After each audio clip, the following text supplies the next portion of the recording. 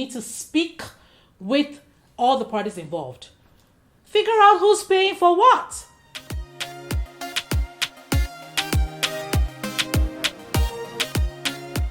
Hello, friends. You are welcome to another episode of Weducation by Dami Adiola. And honestly, thank you so much for tuning in. I do appreciate the love. I do appreciate the support.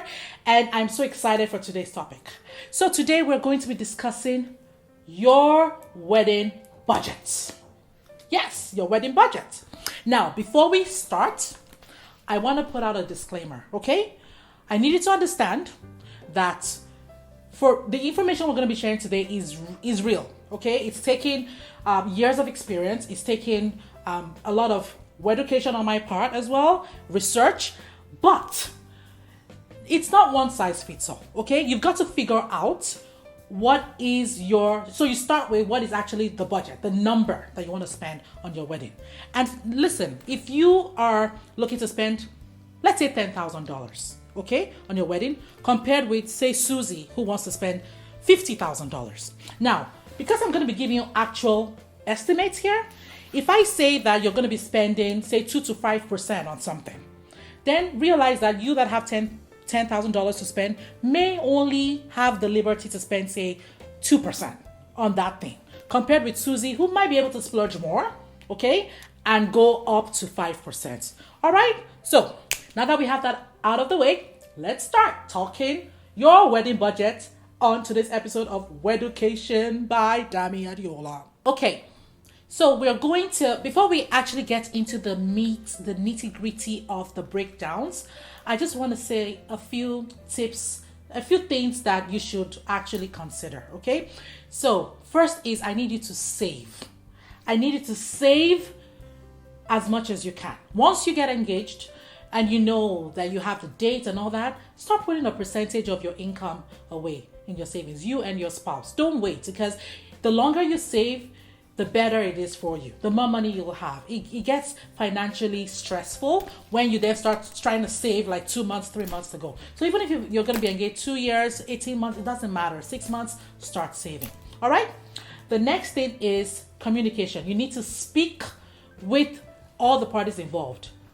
Figure out who's paying for what. So, is it going to be, the wedding going to be footed by the entire, like by the bride's family or by the groom's family? Or is everybody going to be chipping in? And if you're chipping in, what exactly are you chipping in for? So, I'm African, for example, and in the African traditional wedding, the bride's family tends to pay more for like the venue and the food, right? So figure it out. But in this new millennium, I find that both the groom's family and the bride's family, they come to the table and they split it 50-50. So you've got to communicate who is paying for what, all right? And next thing, question I always get is about photography and videography. Oh, do I need a photographer? Oh, you know what? I do need a photographer, but do I need videography? I'm not really sure if I need video. Honestly, sweetheart, videography is so key. I can't even begin to explain. You cannot overspend on photography and videography. The reason I say this is that if you get a fabulous photographer, quality is key.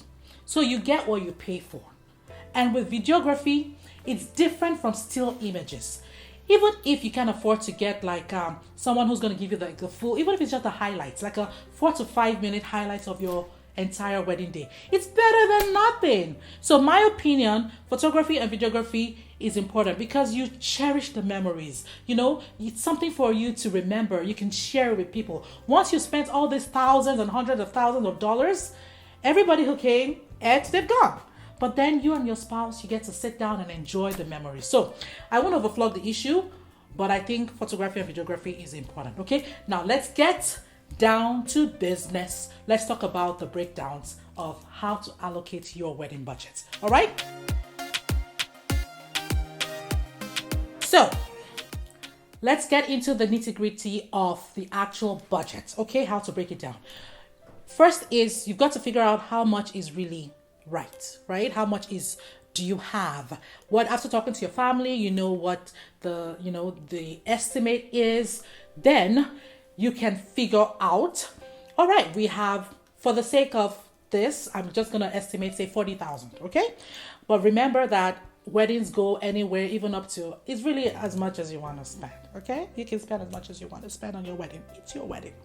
Okay. So I'm going to be looking down. My apologies, but it's because there's a lot of information. Okay. So, and I want to give you as much as possible. So first, I'm going to talk about hair and beauty. So for hair and beauty and your dress, I would say you can estimate between 4 to 10% of your budget. And 4 to 10% because you're going to have to think about your dress, even alterations. Don't forget alterations, okay? And of course, makeup, your hair, your shoes. And that also, honestly, when it comes to outfit, I have seen where people actually don't even put their outfit in their budget. That's what I would prefer. Don't even add it. But if you have this amount that you cannot go beyond that, then really it will be between 4 to 10% of your budget, okay? So jewelry, the veil, the tux, the suit, the dress. Okay. Next thing, item on the budget list is your ceremony. Your ceremony. I'm talking about your ceremony. I'm talking about the actual venue where you're going to be joined, as well as the officiant that's going to join you. And don't forget your license. Okay. So for ceremony, honestly, I would estimate anywhere between 2 to 4%. Okay. Some people save money by actually having the ceremony in the same location as the reception. And the reason they do that is it's just convenient. You know, it's convenient for a lot of people. They don't have to drive. You don't have to worry about, you save on transportation that way as well. And plus, the plus for me personally of having it there is it just makes everything in the same location. Okay, there's no worries of location 1, location 2. So for ceremony, just estimate, 2 to 3, 4%. The next is your reception. So this is where you get to spend a good chunk of your budget. Okay, so estimate about 35 to even 40%, but no more than 50%. Okay, will go to your reception. And I'm talking about the actual venue, the food, the alcohol, the beverages, bartending service, your wine for toasting, and of course, don't forget service charges and tax. I'm in Canada, so that is a 13%. So really, but the reason I say don't spend more than 50% is there's still so much to spend money on, okay? But keep in mind, it will be a minimum of 35% to 50%, okay? Because that also includes your food.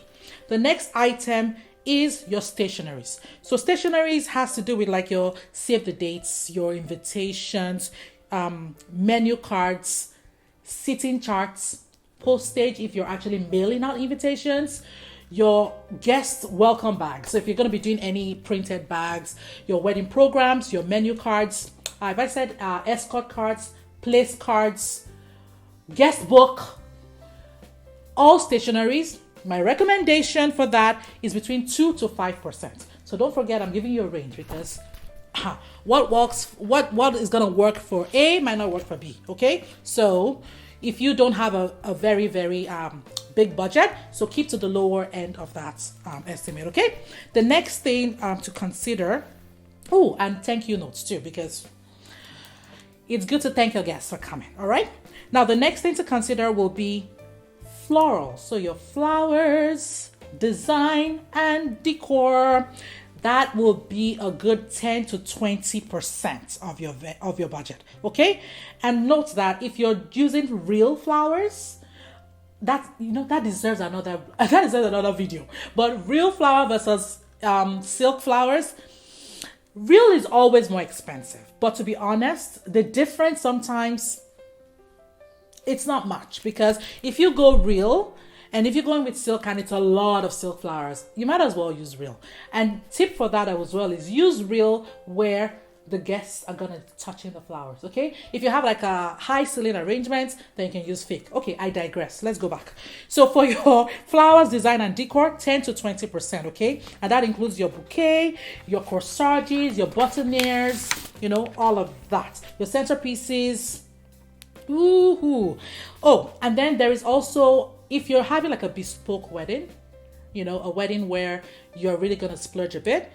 There's also like lighting involved, furniture rental. So you're not just going to use the same furniture that the venue is giving you. You've got to consider your drapes. And if you're using custom decor, that is where the 20% up is going to come in. All right. The next thing is photography and video. I've already talked about photography and video. I estimate 10%. 10% of your budget. The reason being, again, it's a range. So if you don't have a big budget, maybe 5 to 10, but 10% is like an average. Because if you really want custom, you're talking about the album, you're talking about the videographer or cinematographer, and your prints, a photo booth, all of that, okay? The next item to talk about is music and entertainment. So for music and entertainment, I would like you to estimate 3 to 5%. 3 to 5% because you're talking about your ceremony music, your master of ceremony, your cocktail hour music, your actual reception DJ. Now, if you're having a live band, hey, that amount goes up, okay? So music, 3 to 5%, okay? And of course, that can go up. If you're having multiple days, increase that budget. The next item is rentals. So if you're renting any specific items like a rental ceremony chairs, a tent, all of that, yeah, so that budget is separate. Just put the percentage yourself. The next is transportation. Now, if you're going to be getting like a limo, guest shuttles, so let's say you're having a destination event and you now have to shuttle your guests from one location to another, you've got to put in a budget for transportation. And really, transportation, it depends on the kind of vehicle. It depends on how many vehicles. So I'm not going to give you a percentage for that because that really depends on the kind of wedding that you're having. The next is your wedding cake and desserts. Now, wedding cake and desserts, I love cakes. But this actually is dependent on your style, on how many tiers, or what kind of cake you're having. Is it all real? Are you going to have some, not so real? So, but I would really say that the minimum that you should consider for your wedding cake is 2% of your budget. But it can go anywhere from 2 to 5%, depending on how grand your cake is. And if you're having a sweet table, that budget is going up. All right. The next is wedding planning and design. So, wedding planning, that's, of course, you need a professional to put it all together. Excuse you? Yeah. So, you need a planner. Okay, I would recommend a planner. If you cannot afford to get a planner, at least get a day of coordinator. Okay, get somebody who can help you because you're not going to be the one cueing the music, running around, trying to figure out if everything is where it should go. Nah, it's a lot. Now, I know some people say, oh, but my family and my friends can help. Yeah, if you have a very good friend, a family member that can help you coordinate, all well and good. But trust me, from experience, that family or friend will want to be on the dance floor when it's time to move the cake and go and cut it for the guests. So really, you should budget for a wedding planner. Now, a wedding designer is different from a wedding planner. A wedding designer helps you with the aesthetics of the look, how the wedding is going to go, the stationery, the theme, the colors, all of that. Now, you do have planners who also design. So it'll be a plus, or hire a designer. What's the percentage for a planner and a designer?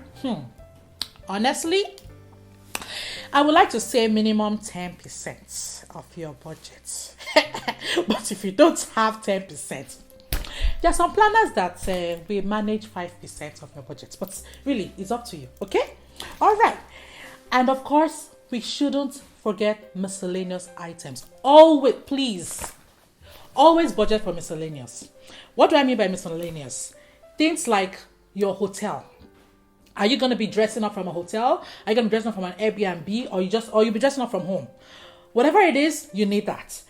Your bridesmaids, your groomsmen, your wedding party gifts. Like, it's just, it's courtesy to give them something. So please, please, please think about that as well. Favors. Are you going to be giving your guests favors? It's not compulsory. You don't have to. But if you're going to be giving favors, that is something you should budget for. And there's also other little miscellaneous like Uber. If you need to pick something up, like a special meal, you have to budget for that. And I would say 2 to 5% is a good estimate for miscellaneous. So there it goes. That's my breakdown for your wedding budget. I hope that you found this informative. This has been Weducation by Dami Adiola. And I hope you like the video. So if you like it, comment below if you have any questions. Feel free to email me at Adiola@Celebration Events. If you need a planner, my contact is below as well. We do all kinds of weddings and I would love to help you. Okay? If you want more details, please shoot me an email. I would love to hear from you. Thank you. Bye. And until the next episode.